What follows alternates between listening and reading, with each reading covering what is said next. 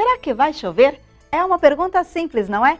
Mas muitas vezes, ao ouvir uma previsão do tempo, vem junto aqueles termos técnicos como Zacas ou Zecite. E aí, logo surge a dúvida, do que eles estão falando? Nós vamos explicar de uma maneira bem simples.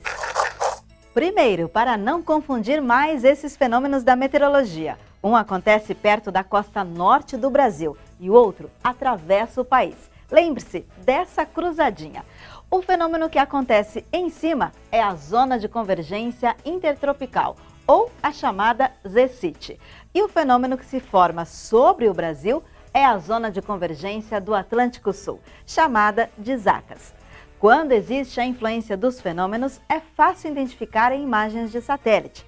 Veja, a faixa de nebulosidade que se estende do Amazonas até São Paulo é uma Zacas. E a grande área de nuvens no mar, entre a costa do Amapá e do Ceará, é a Zecite.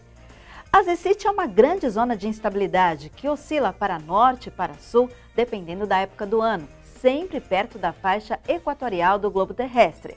Ela é resultado do encontro de ventos gerados pela própria rotação da Terra, próximos à superfície, os ventos alísios.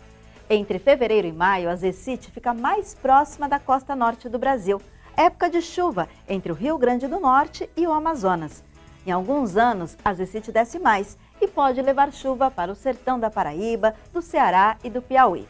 Em outros anos, ela mal provoca chuva na faixa litorânea. Tudo vai depender da diferença de temperatura da água do mar entre o Atlântico Norte e o Atlântico Sul.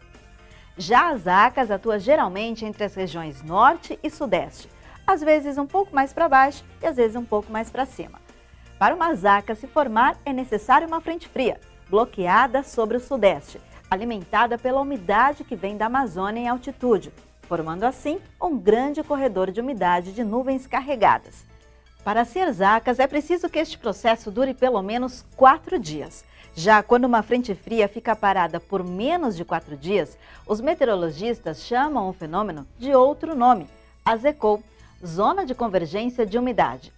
Quando uma Zaca se forma, é sinal de grandes volumes de chuva, que podem provocar transbordamentos de rios e enchentes. Significa que teremos vários dias até uma semana de chuva persistente e volumosa. A época mais comum para a formação de Zacas no Brasil é o verão, justamente porque nesta época do ano que temos o fluxo de umidade da Amazônia chegando ao sudeste do país. E dá para prever a formação de umas Zacas com até 11 dias de antecedência.